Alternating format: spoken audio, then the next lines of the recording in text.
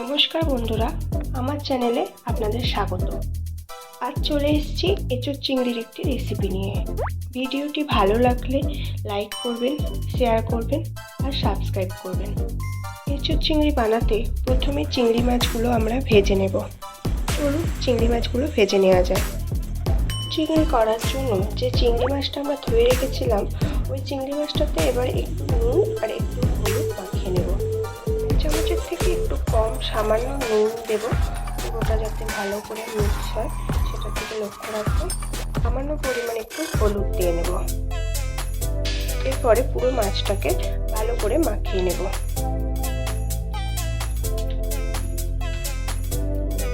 দেখুন এখানে মাছটা আমরা ভালো করে হলুদ আর নুন দিয়ে মাখিয়ে নিয়েছি।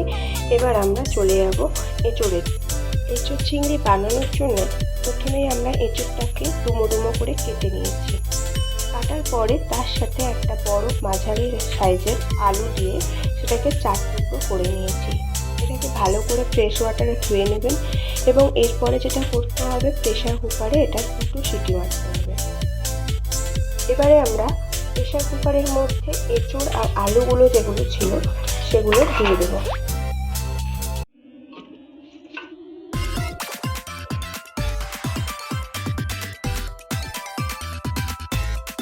দেখুন এঁচোড় আর আলুগুলো আমি প্রেশারে সুন্দরভাবে ঢেলে নিয়েছি।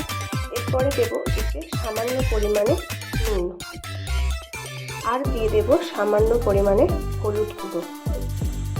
এরপরে এটাতে আমি পরিমাণ মতো জল অ্যাড করব। এবার এটা আপনাদের আন্দাজ করে বুঝে নিতে হবে কতটা জল দিলে এঁচোড়টা ভালোভাবে সিদ্ধ হয়।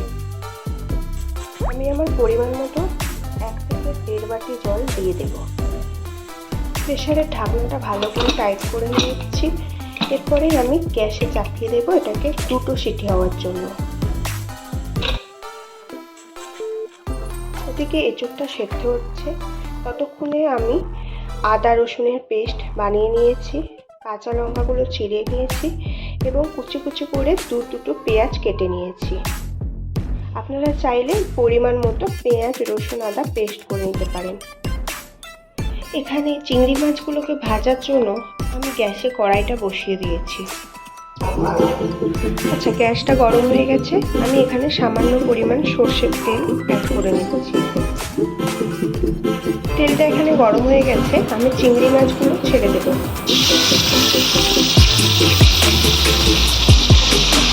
খেয়াল রাখবেন চিংড়ি মাছগুলো ছাড়ার সময় গ্যাসের ফ্লেমটা কমিয়ে রাখবেন, নাহলে পুড়ে যেতে পারে।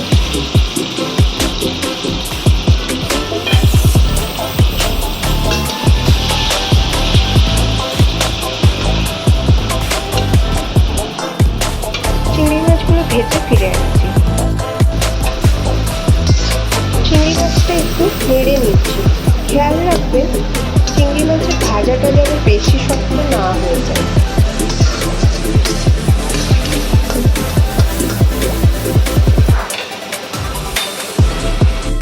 দেখুন মাছ ভাজার পরে যে তেলটা অবশিষ্ট ছিল তার মধ্যে আর একটু তেল অ্যাড করে নিলাম।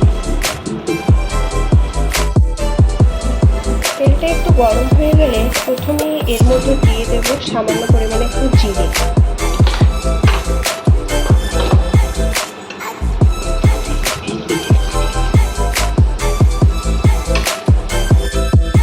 জিরে দিয়ে দিলাম, এরপরে দিয়ে দেবো কাঁচা লঙ্কাগুলো।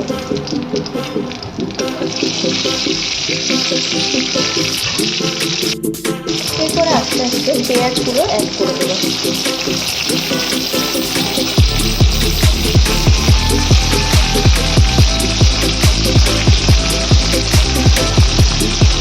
এর মধ্যে আমি 2 পেঁয়াজ কেটেছি। আপনারা চাইলে যতটা বেশি সেই পরিমাণে পেঁয়াজ কেটে নিতে পারেন।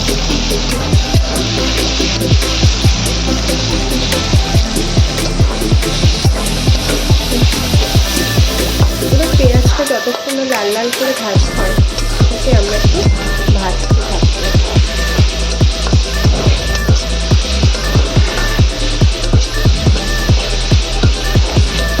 পেঁয়াজটা ভেজে ফিরে ভাজার সময় সামান্য পরিমাণে একটু চিনি দিয়ে দেবো, যাতে হয় পেঁয়াজের কালারটা একটু ভালো আসে আর খেতেও ভালো লাগে।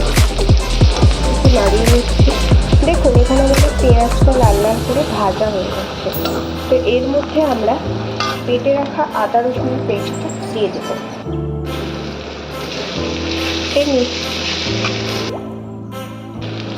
এখানে আমার মশলাটা ভালো করে কষানো হয়ে গেছে।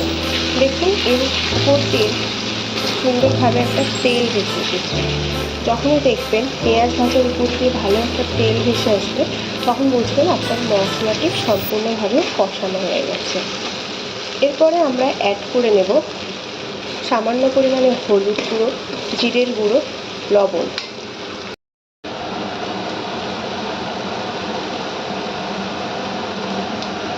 এখানে অ্যাড করে নিচ্ছি 1 চামচ মতো হলুদ গুঁড়ো,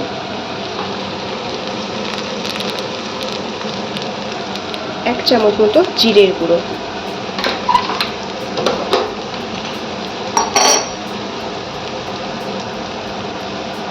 আর স্বাদ মতো লবণ। লবণটা পরিমাণ মতো বুঝে দিতে হবে। দিয়ে পুরো মিশ্রণটাকে নাড়াতে হবে। দিয়ে পুরোটাকে নাড়িয়ে নিলাম।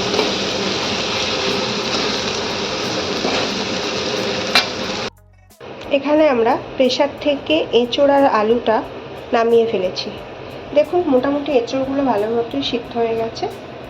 এবার যতটুকু হবে কষানোর সময়। এখানে আমাদের মশলাটা ভালো মতো কষানো হয়ে গেছে। দেখুন মশলা থেকে ভালো মতো তেল ছেড়ে দিয়েছে আর কালারটাও সুন্দর এসছে। এখানে আমরা এই সিদ্ধ করা এঁচোড়গুলো দিয়ে দেব। পুরোটাই অ্যাড করে দিলাম। এবার এটাকে আমরা ভালো মতো নাড়িয়ে নেব।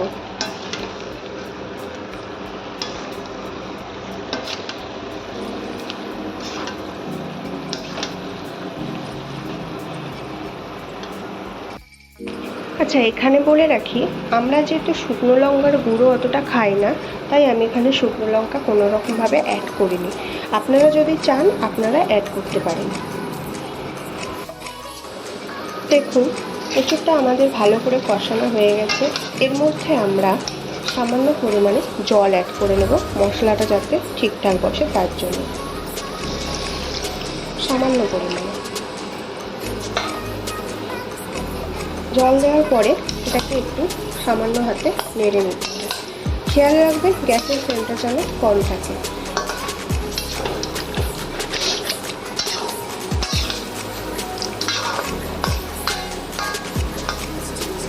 পুরোটা ভালো করে নেওয়া হয়ে গেছে। এবার আমরা এর মধ্যে মাছগুলো যেগুলো ভেজে রেখেছিলাম সেগুলো অ্যাড করে দেব।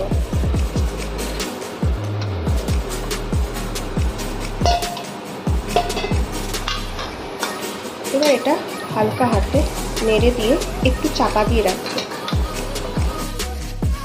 দেখুন আমার এঁচোড়টা ভালো মতোই হয়ে গেছে। এর মধ্যে আমি নামানোর আগে সামান্য পরিমাণে গরম মশলা অ্যাড করছি। আপনারা চাইলে এটা করতেও পারেন, নাও পারেন। দেখুন আমার এটা হয়ে গেছে। আমি একটা পাত্রে এটা আস্তে আস্তে তুলে সার্ভ করব।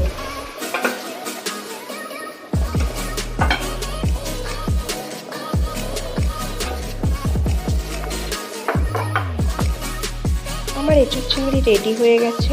আমি এখানে একটা পাত্রে সার্ভ করে নিচ্ছি। আমার ভিডিওটা এখানে